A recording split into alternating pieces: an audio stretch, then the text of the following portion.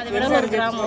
మేము గత 3 తరాల నుంచి కూడా ఇక్కడే ఉన్నారు, ఇల్లు కట్టుకొని మా తల్లిదండ్రులు కానీ మా తాతలు కానీ మేము కూడా అంటున్నాం. కానీ ఎవరో విడవలూరులో ఆర్ఎంపీ వాళ్ళకి సంబంధం లేకుండా ఎవరు ఆకాశరామన్న ఇల్లులు కట్టుకున్నారని ఒప్పక కన్నుగుట్టి ఇవన్నీ శివాయిలన్నీ తీసేయాలని చెప్పి లోకాయుక్తకి నోటీస్ ఇచ్చారంట.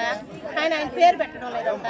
పేరు పెట్టకుండా ఆధార్ కార్డు నెంబర్ ఇవ్వకుండా నోటీస్ ఇస్తే నోటీస్ తీసుకోవడం, లోకాయుక్త నోటీసులు పంపించడం. ఇప్పుడు 2 నోటీసులు వచ్చినాయి. 2 నోటీసులు వస్తే మేము ఎంఆర్ఓ కాడికి పోతే ఎంఆర్ఓ ఏం కాదు మేము చూసుకుంటామని అంటున్నాడే. కానీ నాయకుల దగ్గరికి పోయాం. నాయకుల దగ్గరికి పోతే వాళ్ళు కూడా చెప్పారు, ఏం కాదు మీకేం బావు మీరు చూస్తూ ఉండండి అని చెప్తున్నారు. కానీ మా దగ్గరికి రావట్లేదు. తీరా నిన్న పోతే నిన్న ఎంఆర్ఓ రేపు వచ్చి కొట్టేస్తారు, మీ ఇష్టం మీ వస్తే సవడ బతికితే బతుకుని ఎక్కడికైనా పోండి, మాకు అది మాత్రం శివాయి మేము కొట్టేది అని అన్నారు. మేము అందువల్ల ఏంటంటే అందరం కలుసుకొని ఈ శివాయి అని చెప్పారు కదా, అందుకని ధర్నా చేస్తున్నాం మేమందరం కలిసి. ఈరోజు మాకు అది తీసేస్తే శివాయి అని చెప్పేసి నిలువు నీడ కూడా లేదు మాకు ఎక్కడికి పోవడానికి. అందరూ లేని వాళ్ళవే ఇల్లు అప్పులు తెచ్చుకొని కట్టుకున్నాం మేము. ఆ అప్పులు కూడా తీరలా మాకు ఈ రోజుకైతే. మమ్మల్ని ఈ విధంగా హింస పెడుతున్నారు చూడు, ఆకాశరామన్న పేరుతో నోటీసులు వేసి వాళ్ళని బయటికి తీసుకురమ్మను, మాకు న్యాయం చేసే వాళ్ళు ఎవరో ఎక్కడికి రమ్మను, ఓట్లప్పుడు వస్తే కాదు ఇట్లాంటప్పుడు వచ్చి మా సమస్యను తీర్చమని చెప్పండి.